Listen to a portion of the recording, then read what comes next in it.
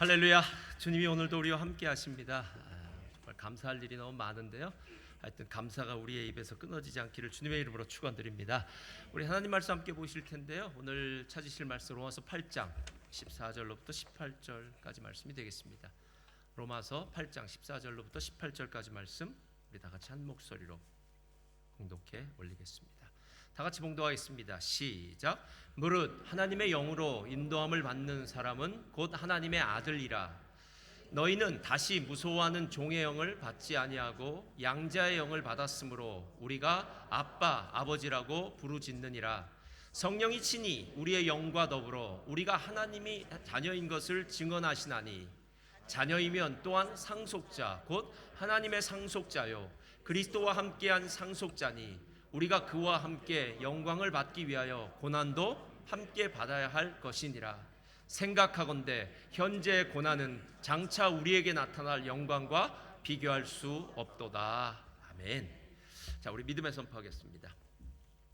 믿음은 긍정적입니다. 믿음은 창조적입니다. 믿음은 소망적입니다. 나는 믿음의 사람입니다. 나는 주 안에서 행복합니다. 아멘. 이 아름다운 믿음의 역사가 있기를 주님의 이름으로 축원드립니다. 오늘 하나님의 말씀의 제목은요, 당신을 위해 준비하신 성령의 두 가지 특권이라는 겁니다. 두 가지 특권이라고 구분을 할 수도 있고요, 한 가지 특권은 하나님의 자녀됨의 특권인데, 하나님의 자녀가 누리는 이 놀라운 두 가지 특권이라고 얘기할 수 있는 특권을 여러분과 함께 이야기 나누기를 원합니다. 인터넷 플랫폼 회사의 CEO 겸 베스트셀러 작가인 도널드 밀러라는 사람은 소설이나 영화처럼 우리의 인생에도 다음과 같은 네 가지 캐릭터가 있다고 말합니다.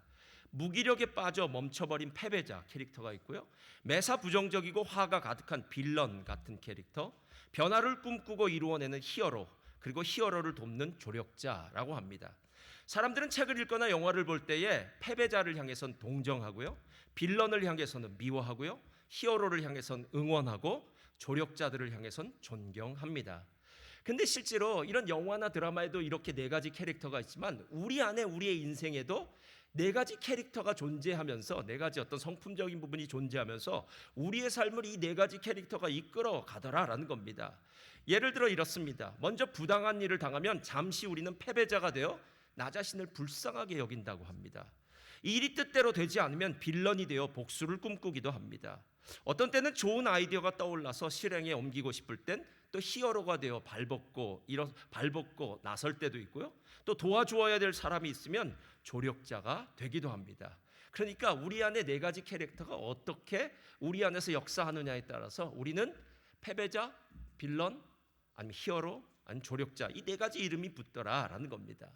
제가 왜 이 네 가지 캐릭터를 지난주에 보면서 다시 한번 좀 머릿속에 생각했느냐 하면요, 로마서 8장 1절과 2절 우리 지난주에 보았던 이 부분에 대해서 이렇게 우리에 대해서 얘기합니다. 죄와 사망의 법에서 생명의 성령의 법이 우리를, 아멘. 예. 아기부터 벌써 반응을 하네요. 여러분이 아멘을 하셔야 됩니다. 아멘. 예. 어디까지 했나? 헷갈려요 지금. 자, 죄와 사망의 법에서 생명의 성령의 법이 우리를 해방하였다라고 얘기해요. 그러니까 우리라는 존재는 패배자나 빌런 같은 존재였다는 거예요. 죄와 사망의 그 어두운 그늘이 우리를 짓눌러서 안 돼, 허무해, 헛됐어, 못돼, 못해라는 그런 부분으로 살던 사람이 아니야, 할 수 있어, 생명이 있어, 잘 됩니다. 우리 교회 앞으로 들어오시다가 보지 않습니까? 주 안에서 모든 일 잘 됩니다. 그 일이 내가 생각하는 그런 방향이 아니라 하나님의 뜻대로 잘 될 줄 믿습니다. 이게 바로 생명의 성령의 법, 성령이 우리한테 하시는 일이다라는 겁니다. 그러니까 생명의 성령의 법이 우리들에게 그런 놀라운 새로운 역사, 히어로가 되게 하고 조력자가 되게 하는 그 중심에 무엇이 있냐면 하나님의 자녀가 되는 이 놀라운 권세. 그러니까 성령이 우리를 향해서 하나님의 자녀다라고 이렇게 이야기해주고 알려주고 또 새롭게 태어나게 해주는 역할을 하고 있다는 겁니다. 그래서 성령이 하나님의 자녀라고 우리를 불러주는 그 특권이 어떤 형태로 나오는지 두 가지 보기 원하는데요. 첫째로 다 같이 읽겠습니다. 시작. 하나님을 아빠라 부를 수 있는 특권을 가집니다. 하나님을 뭐라고 부른다고요? 아빠예요. 아빠입니다. 이 아빠라는 단어가 정말 중요하기 때문에 꼭 기억하시 바랍니다. 성령님이 하신 일 중에 최고의 일은 사단에게 종노릇했던 본질상 진노의 자식이었던 너희 아비 마귀처럼 살던 우리의 인생을 어느 순간에 역전시켜버려서 하나님의 자녀로 만드는 것입니다. 그래서 오늘 본문에 14절 15절에 이렇게 이야기해요. 다시 우리 한번 읽어볼까요? 14절 15절 시작. 무릇 하나님의 영으로 인도함을 받는 사람은 곧 하나님의 아들이라. 그 다음 절 시작. 너희는 다시 무서워하는 종의 영을 받지 아니하고 양자의 영을 받았으므로 우리가 아빠 아버지라고 부르짖느니라. 뭐 그 다음 절에도 아버지, 하나님의 자녀, 아들이라는 이야기가 계속 나오는데요. 그러니까 성령이 우리에게 오셔서 야, 너희 이제부터 성령의 뜻대로 살아가고 성령의 인도하심을 받으면 너희가 왜 받는 줄 알아? 하나님의 아들이니까, 하나님의 자녀니까 받는 거야 라고 이야기하는 거예요. 그러니까 이전까지는 죄와 저주와 사망과 죄성과 사단의 종노릇하는 자로서 그냥 마지못해 살아가는 거죠. 죽지 못해 살아갑니다. 어떤 사람이 이렇게 얘기합니다. 목구멍이 포도청이니까 일하지요 라고 하면서 정말 노동의 고통 가운데 살던 그 사람이 어느 날 갑자기 그 종됨에서 자유를 얻습니다. 그래서 매일 아침마다 회사 나가는 것이, 직장 나가는 것이, 일터 나가는 것이 기쁩니다. 할렐루야. 감사합니다. 그리고 정말로 이 모든 일들을 허락하셔서 건강을 주시고 직장을 주시고 가정을 주시고 자녀를 주시고 이 마음을 주신, 은혜를 주신 하나님을 찬양하게 되는 것, 이건 종의 영이 아니라 아들의 영, 양자의 영을 받은 사람만이 가능하다라는 거예요. 그런데 성경을 보다 보면요, 좀 해석이 필요한 구절들이 있습니다. 그게 뭐냐면 양자의 영이에요. 아니 도대체 양자의 영이 뭔가? 라고 했더니 유진 피터슨 목사님이 쓴 메시지 성경에는 양자의 영을 이렇게 해석하더라고요. 하나님이 우리의 영을 만지셔서 우리가 정말 누구인지를 확증해 주셨습니다. 그러니까 하나님이 우리의 영을 이렇게 만지셔서요, 만졌다는 건 그냥 만졌다는 의미가 아니라 다시 빚으셨다는 거죠. 다시 새롭게 창조해서 야, 너희들 사탄의 종 아니야. 공중권세 잡은 마귀의 종 아니야. 너희들 사망과 저주 아래서 사는 자들이 아니야. 너희의 아버지는 하나님이시고 창조주야 라는 것으로 다시 만드셨다, 창조하셨다, 빚으셨다, 확증해 주셨다 하는 이 일을 바로 성령이 하는 것이다 라는 거예요. 요즘에도 인간극장이나 이런 거 보면 가끔 나오긴 하더라고요. 어렸을 때 어떤 경로에 의해서 부모님을 잃어버리고 고아원에 맡겨진 자녀가 있습니다. 그 고아원에 갔더니 어떻게 됐냐면 해외로 입양을 간 거예요. 그래서 40살, 제가 저번에 본 인간극장은 50이 넘어서 왔더라고요. 50이 넘었는데 자기 엄마를 찾고 싶은 거예요, 엄마 아빠를. 그래서 한국의 경찰서에 요즘 DNA 검식을 하고 이러다 보가 부모님을 찾았어요. 그래서 그 엄마를 찾아서 한국에 와서 엄마를 만난 거예요. 이야, 얼마나 감격스러운지. 50년 동안 몰랐던 고아처럼 살았던 그 인생, 그 비참한 인생이 드디어 부모를 만나게 된 겁니다. 그런데 거기까지 이야기하면 좀 감동이 더라고요. 잘 들으세요. 그 부모를 만났는데 재벌입니다. 감격스럽지 않나요? 이야, 일찍 만날 걸. 내가 지금까지 이토록 50년을 고생했는데 우리 아빠를 일찍 만났다면 내 이 고생 정말 이전에 다 청산하고 행복한 삶을 살았을 텐데. 안타깝다. 근데 한편으로는 그렇지만 또 다른, 야, 난 평생 비참하게 살았는데 드디어 내 인생 고생 끝, 행복 시작이구나. 인생의 역전이요. 근데 그 일을 한국에서는 경찰서에서 해주는지 몰라도 영적인 세계에서는 성령이 해주신다는 거예요. 그러니까 성령이 우리 안에 들어오시면 너 하나님의 자녀야, 너 하나님의 사랑받는 딸이야, 사랑받는 아들이야 라고 이야기하면서 성령께서 우리에게 그 말씀을 해주실 때마다 아니, 나 아닌데요, 나 고아인데요, 나 옛날에 이렇게 비참하게 아니야. 너 다시 한번 깨달아야 돼. 너희 아버지는 하나님이시고 하나님이 너희 부모가 되기 때문에 언제나 하나님이 이제 보호자가 되시고 인도해 주실 거야 라는 이 놀라운 축복, 이게 성령이 우리 안에서 끊임없이 하시는 일이다라는 겁니다. 그렇다면 이제 진짜를 물어봐야 돼요. 아까 재벌은 잊어버리시고요. 그거 자꾸 생각하면 나중에 오늘 설교 뭐 들었냐 그러면 고아였는데 나중에 아버지를 만난 재벌이라더라. 와, 나도 어렸을 때 잊어버려야 되는데 이 아버지는 진짜 우리 아버지가 아닐지도 몰라 뭐 이런 생각하지 마시고 다시 들어보세요. 하나님을 아버지로 부르는 자녀가 되는 사람이 누리는 가장 큰 특권이 뭐냐면요, 하나님을 아빠라고 부른다는 거예요. 오늘 성경을 보시면요, 아까 보셨던 구절 중에요, 양자의 영을 받았으므로 우리가 아빠, 아버지라고 부르짖느니라 이렇게 얘기해요. 여러분, 가끔 성경 이게 아빠라는 말은 개역개정 성경에 나온 거예요. 예전엔 아바, 아버지라고 얘기해요. 예수님은 당시에 아람어를 사용하셨습니다. 그리고 뭐 인도에 가면은 말이 여러 가지 많지 않습니까? 그러니까 뭐 공용어가 있고 뭐 로컬 랭귀지가 있겠죠. 그런데 그 당시에 보통 사람들은 모두 아람어를 썼어요. 그런데 그 당시에 로마 제국 아래에 있었기 때문에 또 라틴어를 쓰는 사람도 있었고, 그런데 문화적으로는 그리스의 문화에 있었기 때문에 헬라어를 사용했어요. 그리고 책은 헬라어로 쓰여졌어요. 그러니까 나중에 신약 성경은 그리스 말로 쓰여졌는데, 어떤 거는 그리스 말로 번역해 놓으면 이거 조금 맛이 안 난다라는 게 있습니다. 예를 들어서 이런 거라 같아요. 소녀야 일어나라. 좋죠?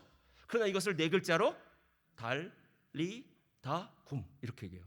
달리다 굼. 소녀야 일어나라. 멋있지 않습니까, 여러분?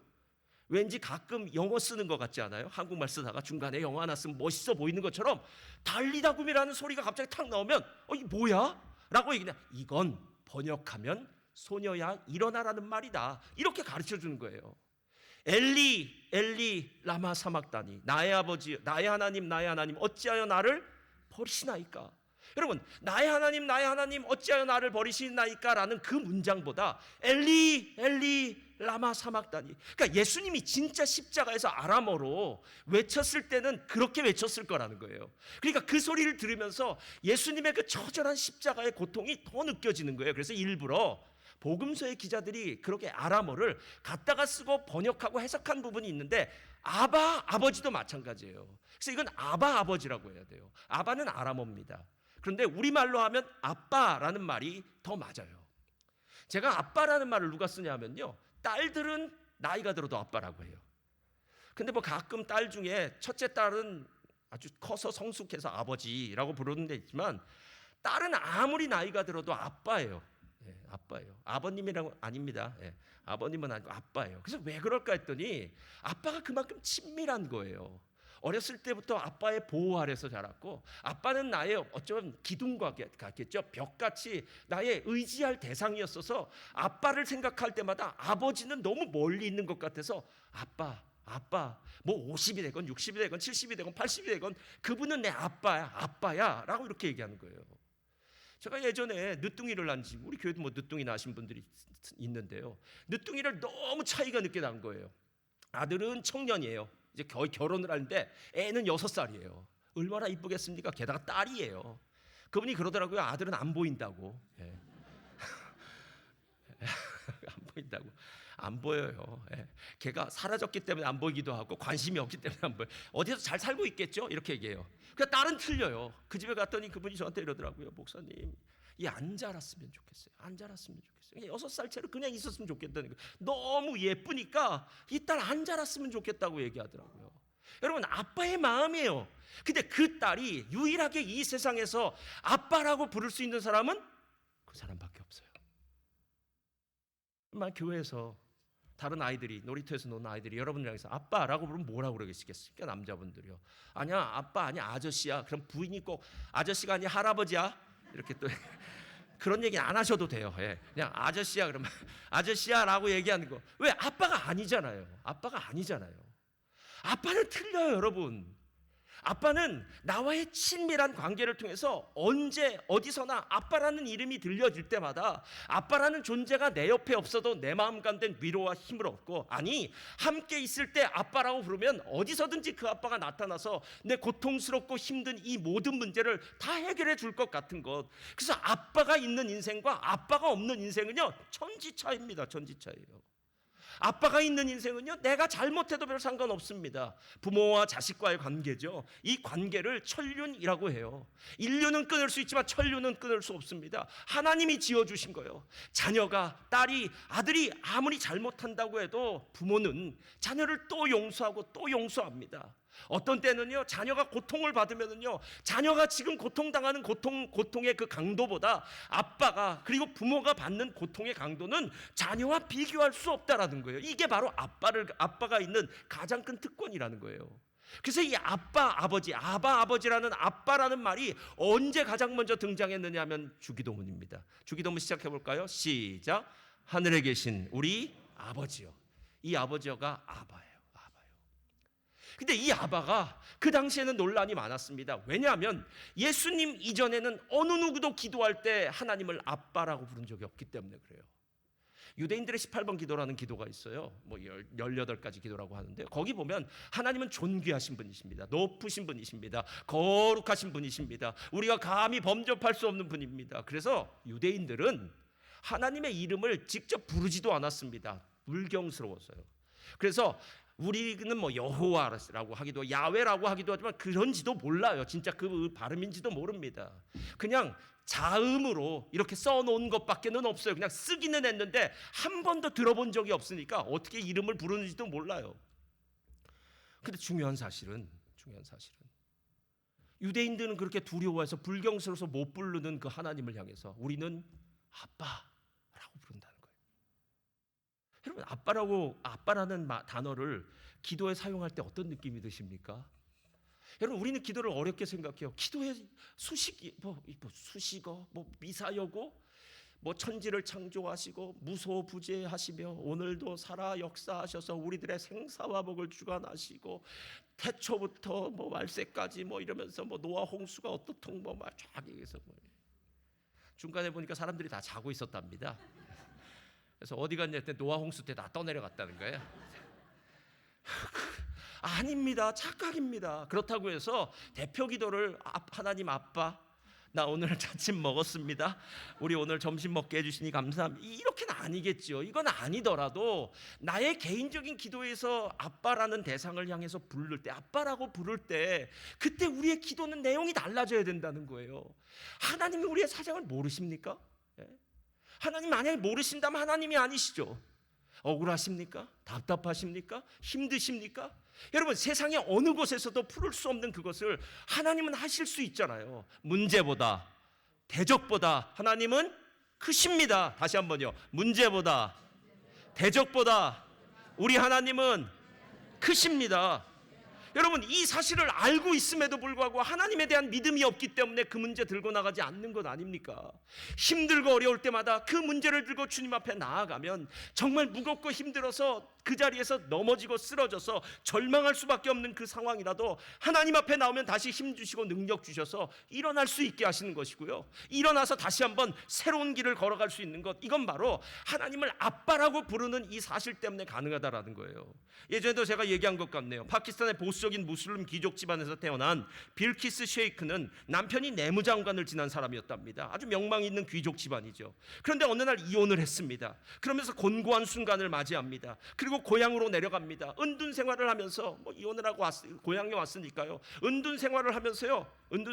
영적인 실체, 영적인 은혜를 찾기 위해서 이슬람을 찾아가 봤습니다. 근데 거긴 없었어요. 1966년 그녀는 성경의 예수 그리스도를 통해서 하나님을 인격적으로 만나고 성령 세례를 받습니다. 그리고 그녀가 1968년인가요? 미국을 가가지고 전도자의 삶을 살다가 마지막에는 자기 본국으로 돌아가서 히말라야 산자락에 묻혔다 그러더라고요. 이 여자가 쓴 책의 이름이 바로 나는 감히 신을 아버지라 부르게 되었다 이거예요.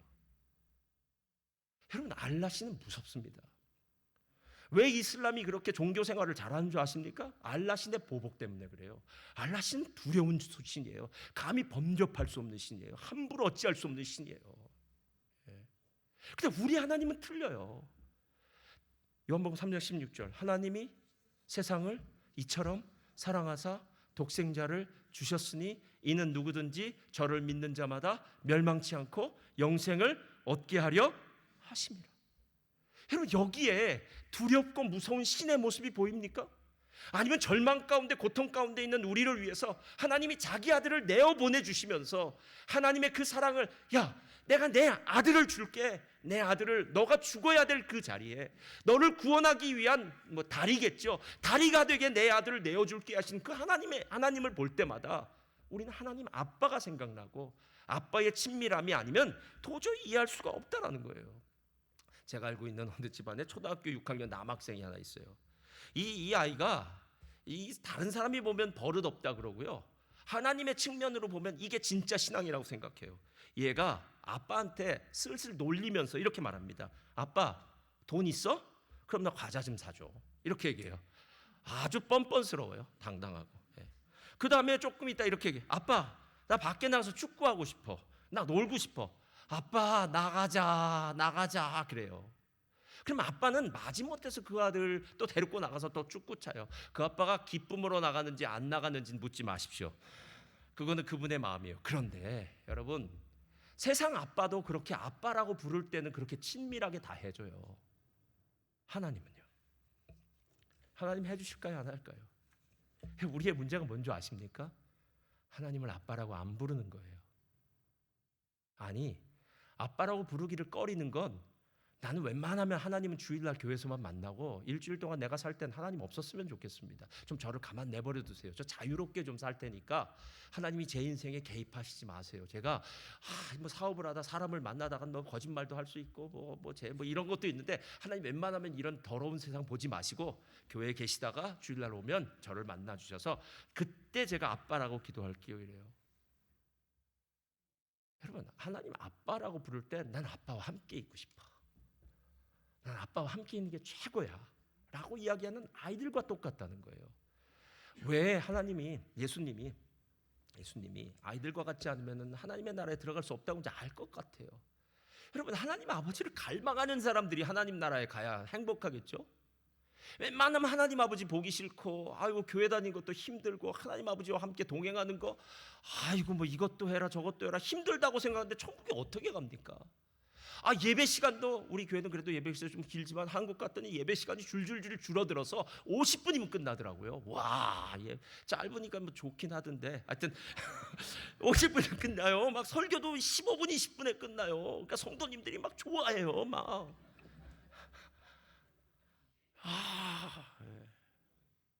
그게 진짜 우리가 하나님을 친밀하게 아빠라고 부를 때 느끼는 마음이겠는 거예요. 진짜 하나님이 아빠라면 기도 시간도 더 길어졌으면 좋겠고, 아빠를 만나는 시간이 더 있었으면 좋겠고, 아빠와 교제 나누는 시간이 있었으면 좋겠다는 것. 여러분, 아빠라고 부르는 그 자체가 우리의 특권입니다. 그럼 한번 불러볼까요? 아빠 하나님, 아빠 하나님, 이게 특권이에요. 오늘부터 기도하실 때마다 아빠 하나님을 찾으시길 주님의 이름으로 축원드립니다. 그런데 이게 전부가 아니에요. 언제나 좋은 건 그 다음에 나옵니다. 둘째로, 자, 다 같이 읽겠습니다. 시작. 하나님의 기업을 상수로 받을 특권이 있습니다. 자, 아빠라고 부르면 아빠가 짠 하고 나타나서, 그래 내가 내 아빠야, 너 뭐 필요한 거 있어? 라고 얘기하는 그런 도우미, 보호자, 이런 역할을 하는 아빠도 있지만, 그것과는 상대가 되지 않는 상속의 특권이 있습니다. 우리 한번 17절 다 같이 읽겠습니다. 17절이요. 17절 시작. 자녀이면 또한 상속자 곧 하나님의 상속자요 그리스도와 함께한 상속자니 우리가 그와 함께 영광을 받기 위하여 고난도 함께 받아야 할 것이다. 한국에 뭐 부모님이나 이런 분들이 이제 소천하시고 이래서 한국에 가신 분들이 있습니다. 부모님 소천하고 그러실 때 여러 가지 뭐 재산권이라든가 이런 것들을 이렇게 정리하고 또 오셔야 되고 그러기도 하더라고요. 예전에 저희 교회에서도 요즘도 그런 일이 벌어지겠죠. 한국에 가서 상속을 받아오셨더라고요. 그래서 집을 한 채 샀더라고요. 그래서 좋겠다 하고 옆에 있는 집사님들이 다 부러워했던 그런 적도 있습니다. 좋겠죠. 내가 번 돈이 아니잖아요. 어느 날 갑자기 하늘에서 뚝 떨어진 돈 같잖아요. 야, 내 인생에는 좀 그렇게 없나? 우리 친척 중엔 어디 좀 자식도 가정도 없이 혼자 살다가 나한테 좀 이렇게 물려줄 사람 없나? 뭐 이런 생각을 가끔 하시는 사람들이 있습니다. 근데 여러분, 오늘 상속이라는 걸 한번 잘 생각해 보세요. 자녀이면 또한 상속자래요.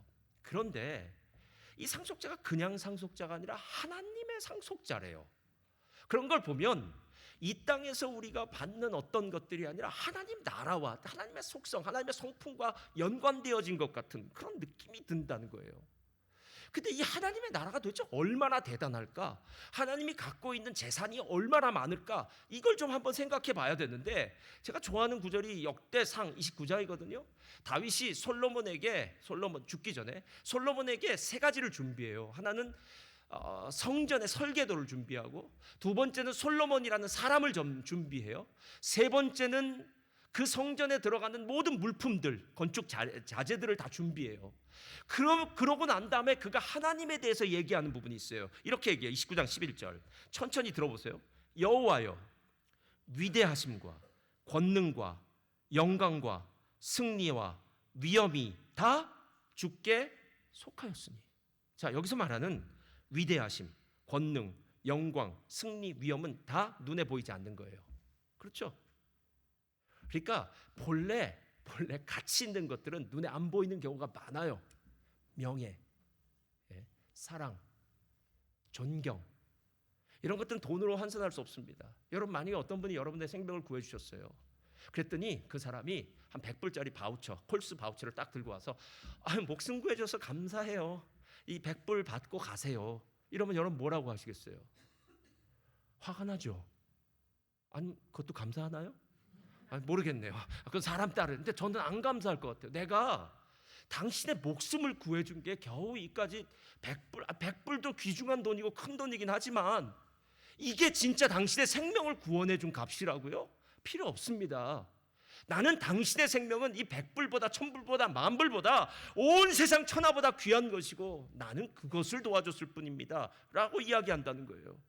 보이지 않는 세상이 다 하나님께 속했답니다. 그 다음, 천지에 있는 것이 다 주의 것이로소이다. 여호와여, 주권도 주께 속하여 싸우니 주는 높으사 만물의 머리 되심이니이다.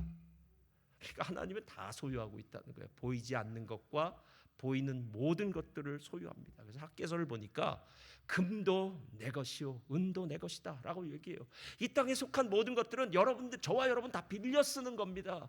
영원히 소유하지 못하잖아요. 이 땅에서 잠시 빌려 쓰다가 하나님이 우리들 오라 그러면 다 내려놓고 가야 되잖아요. 누구 겁니까? 하나님의 거라는 거예요. 그런데 중요한 것은 무엇이냐면, 그 많은 재산이 누구한테 간다고요?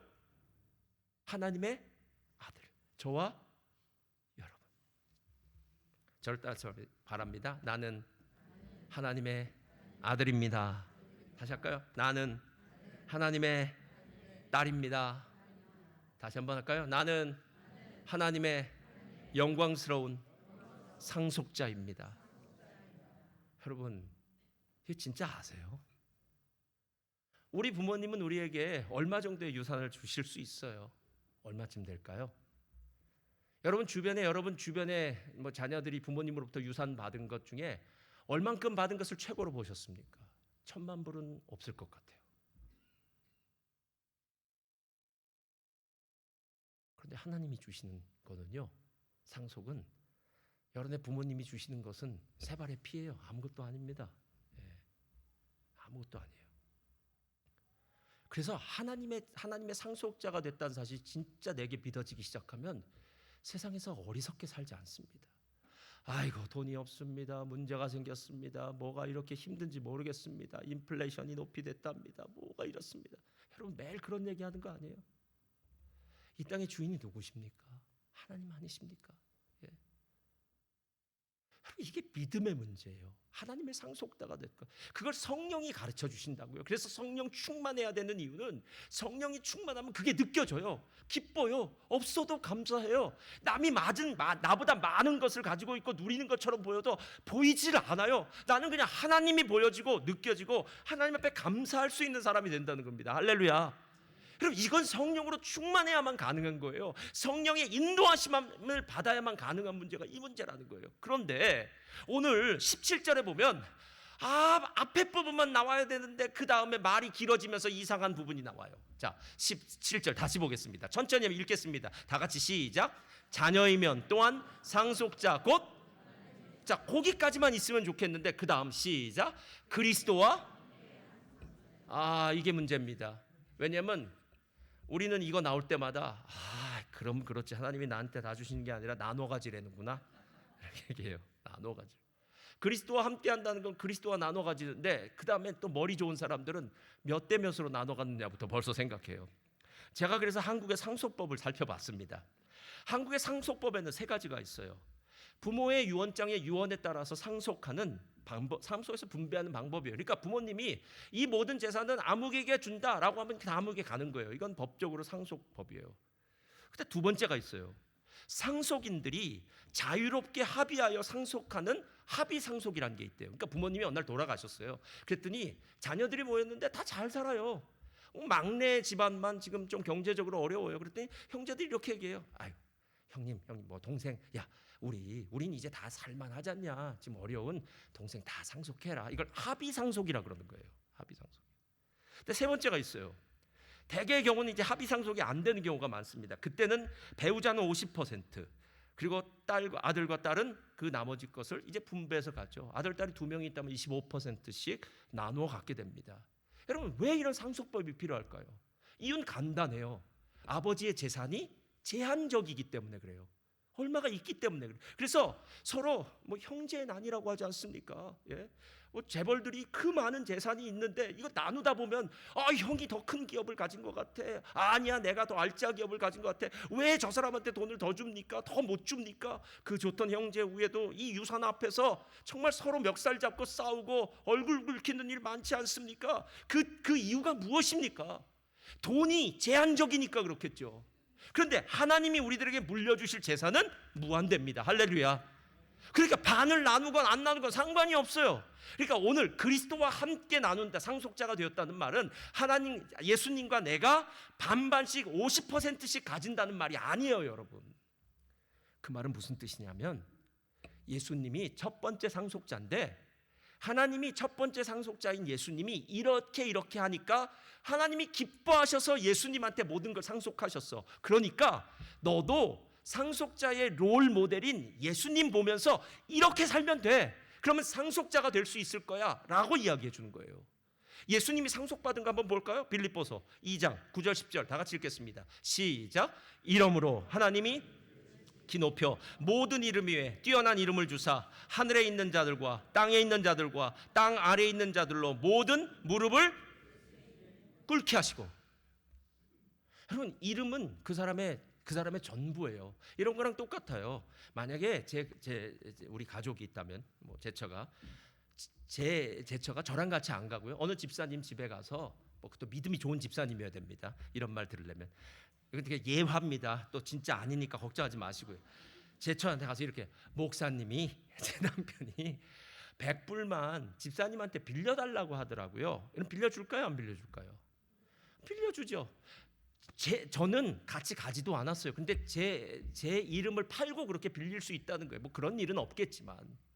여러분, 왜 100불을 빌려줄까요? 그건 100불이 나한테는 뭐 줄 수 있는 돈이고, 목사님 사모님도 알고 목사님도 아는데, 목사님을 아는데 왜 안 빌려주겠습니까? 어디 도망갈 사람도 아닌데, 주일이면 맨날 거기에 나와 있고 볼 수 있는데 왜 안 빌려주겠습니까? 여러분, 실제로 오늘 성경이 얘기하고 있는 이 이름의 능력은요, 그 사람의 능력만큼 그 이름이 능력이 있어요. 그러니까 아무개 하면은, 아무개라는 이름 한마디만 들려줘도 10만 불을 빌려받을 수 있고요, 크레딧이 있는 거죠. 아무개 이름 되면은 100만 불을 빌려줄 수도 있고요, 아무개 이름 되면 1000만 불을 빌려줄 수도 있어요. 근데 하나님의 이름은요, 하나님의 이름은 어마어마하죠. 세상 모든 게 하나님의 것이라잖아요. 예? 여기까지는 너무 좋아요.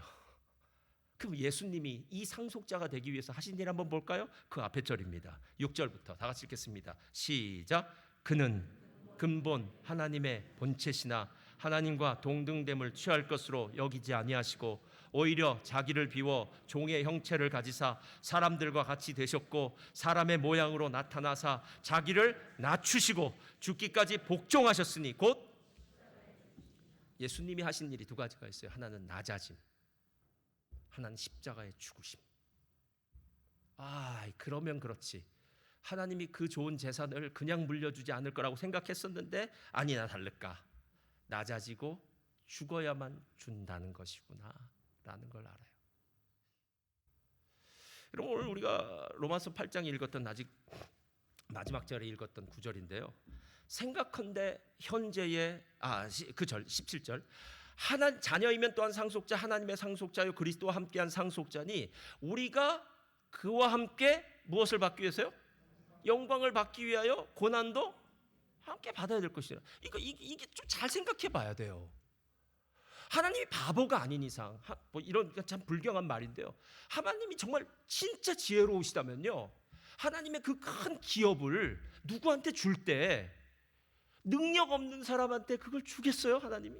예를 들어서 하나님의 기업을 감사하고 기쁘고 잘 다스리고 운영할 수 있는 사람에게 주는 거지, 아무것도 하나님에 대해서는 배운 것도 없고 하나님이 어떤 분이신지도 모르고 뭐 성경에 뭐 하나님에 대해서 뭐 아는 것도 하나도 없고 뭐 하나님과 함께 있는 게 힘들기만 하고 빨리 예배 끝나면 집에만 가고 싶고 뭐 이런 사람이 만약에 하나님의 유업을 받았다고 생각해 보세요. 그러면 그 하나님의 기업이 잘 돌아갈까요?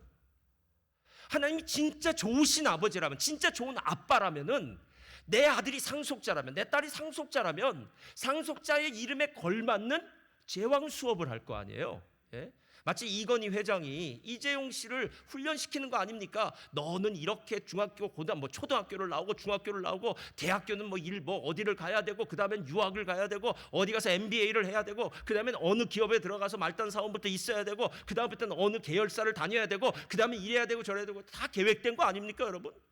그 정도 훈련을 받아야 그 큰 기업을 물려받을 수 있는 능력 있는 상속자가 되는데, 그리스도인들이 제일 착각하는 게 뭐냐면요, 목사님 저 예수 믿고 구원 받았습니다, 그러니까 저한테 더 요구하지 마세요 그래요. 저는 안 요구합니다. 하나님이 요구하세요. 여러분, 예수 믿고 그냥 구원받는 경우 없습니다. 예수 믿고 구원받았다는 건 이제부터 하나님 집안의 상속자로 입양이 되었고 하나님 집안의 상속자로 태어났으니까 이제부터는 아버지의 훈련을 받겠다는 이야기예요. 이게 아버지처럼 영광스러운 그 기업의 회장님이죠. 아니면 그 기업의 왕이시죠. 그 나라의 왕이시죠. 그 왕 같은 제사장, 왕이 되기 위해서 나는 점점 넓어지고 높아져야 되는데, 그 넓어지고 높아진 것이 무엇이냐면 자기를 낮추시고 죽기까지 복종하셨으니 십자가에 죽으십니다라는 거예요. 누가 이런 말을 하더라고요. 스스로 갇히면 수도원이 되고요, 남이 가두면 감옥이 된답니다. 그러니까 율법도 마찬가지예요. 하나님을 믿는 것도 똑같아요. 내가 스스로 기뻐서 신앙생활하는 거예요. 여러분 어제 보니까 새벽부터 금요일부터 지난주부터 나오셔서 음식도 만드시더라고요. 기쁜가요? 안 기쁜가요? 기쁘죠? 네, 기뻤어요. 여러분이 스스로 하시면 기쁨이 되었습니다. 그리고 기쁜 일 마지막엔 감사가 흘러넘쳐요. 그리고 여러분의 감사는 또 다른 영향력이 있어서 다른 사람들에게 은혜로 전달이 돼요. 그래서 다 행복해요. 근데 억지로 나가서 살 수도 있어요. 억지로 나가서 살 수도 있어요. 처음에 바자회 한다 그럴 때 여러분 말고 다른 교회에서 일이니까 그렇게 아시기 바랍니다. 이렇게 생각하는 분들, 우리 교회는 뭐 이렇게 하는 일이 많어, 내가 요즘 바빠 죽겠는데 무슨 또 바자회냐 라고 이제 속으로 생각하겠죠. 겉은 안 얘기해요 그렇게. 그리고 겉으로는 이제 어느 집사님들 만나서 이렇게, 집사님 좀 힘들지? 바쁘지 않아? 그러다가 거기서 나도 좀 바빠 그러면, 맞아 좀 이렇게 힘든데 목사님이 왜 그럴까? 요 정도 이렇게 뿌려놓으면요, 그 다음부터 막 씨앗이 자라요. 근데 신기해요. 그런 분들이 뭐 없지는 않겠죠. 뭐 있을 수도 있고 없어 상관없어요. 다 똑같은 마음일 수 있으니까요. 그런데 그런 분들이 바자회 한다고 셀버기 모여서 이렇게 하는데 나한테 너무 재밌어요. 어제 회오리 감자 아주 그것도 썰어봐야 되는데 막 옆에 페이스 페인팅도 하고, 어제 김밥도 잘 되고, 호떡은 이건 파는 호떡보다 더 맛있으니 세상에 모든 게, 이게 어디서 이런 음식이 나타났는지 보는데 막 먹으면서도 감사하고, 이 벌써 떨어졌어요 막 하면서 화내는데도 감사해요 막. 그러니까 이런 걸 하면서 처음에는 힘든 줄 알고 어려운 줄 알았는데 내 스스로 이 일들을 감당하다 보니까 기쁜 거예요.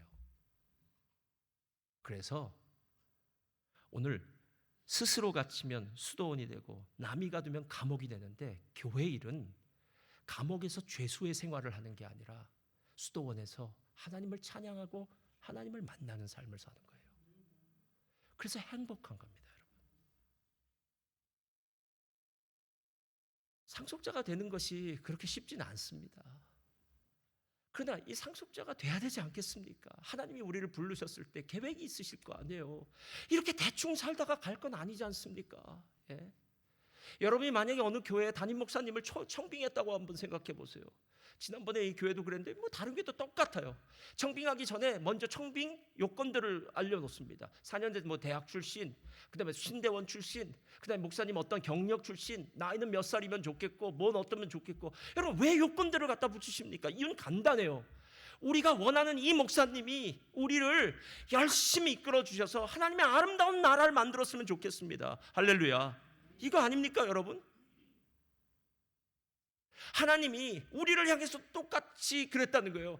하나님의 아들 독생자 예수를 우리를 위해 십자가에 죽였을 땐 대충 살다가 오라는 것이 아니라 열심히 살아라. 주를 위해 살아라. 먹고 사는 것이 인생의 전부가 아니라 하나님의 영광이 전부야.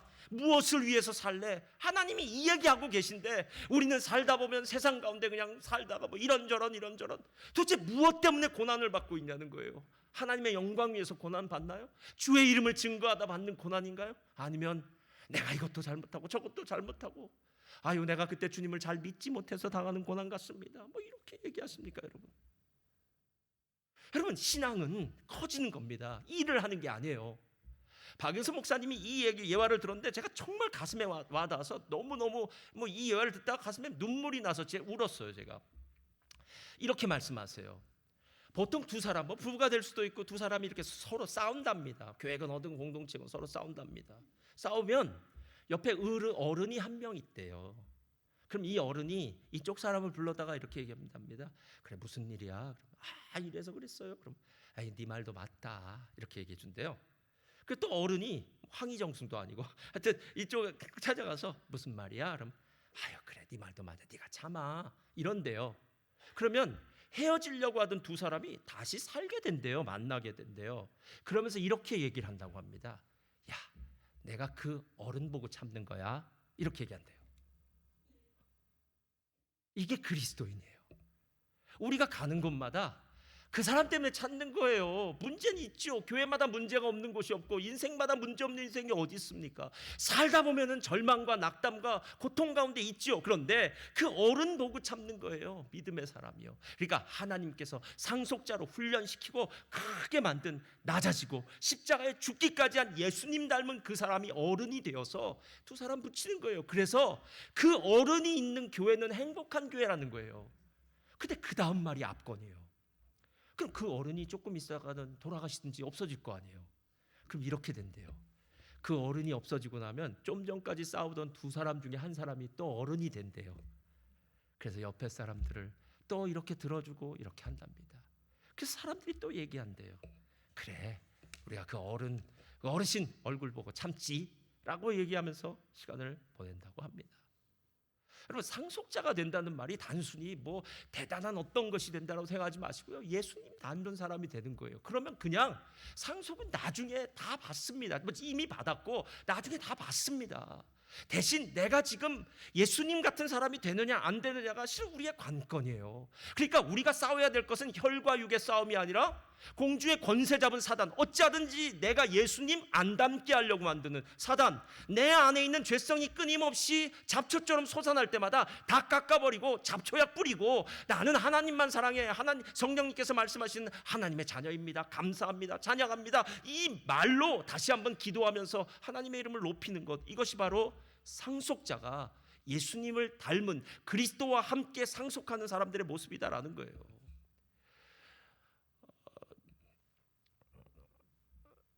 베이직교회 조정민 목사님 책 읽다가 이혜인 수녀죠. 이혜인 시인의 시를 보고 저도 참 이 시 참 너무 좋더라고요. 한번 펴주시겠어요? 우리 한번 천천히 한번 읽어보겠습니다. 시작.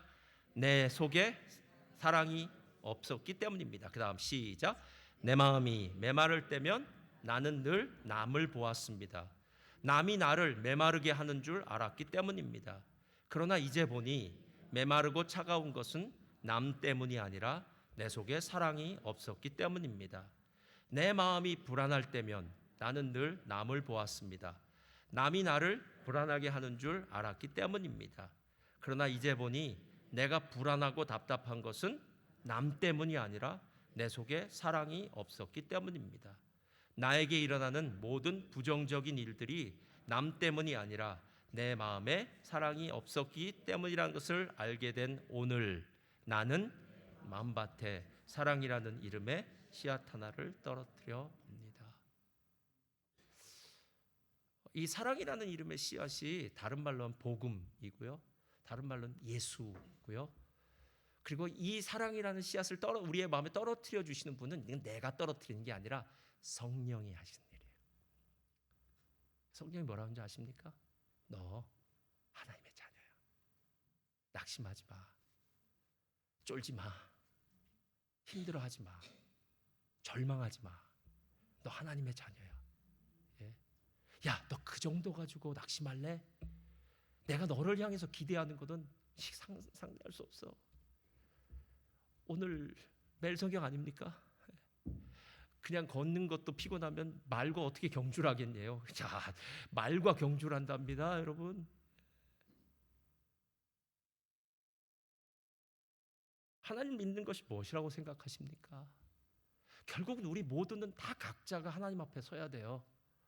근데 각자 하나님 앞에 섰을 때 우리는 각자 하나님과 1대1로 만나야 돼요. 그땐 저도 없습니다. 우리 셀리더도 없습니다. 나를 위해 기도해 주는 우리 권사님도 누구도 없습니다. 우리 부모님도 없습니다. 우린 모두 다 하나님 앞에 설 거예요. 그때 하나님 우리에게 물어보실 겁니다. 내가 너를 위해서 이 땅에 계획한 대로 잘 훈련 코스를 마쳤니? 아니면 농땡이 쳤니? 자, 이렇게 옆으로 나와주시고요. 그 훈련 코스를 잘 마칠 수 있는 방법은 하나밖에 없습니다. 성령 충만. 성령이 계속 여러분에게 말씀하실 거예요. 너 하나님의 자녀야. 하나님의 자녀는 그렇게 살면 안 돼. 하나님의 자녀는 고난 이겨낼 수 있어.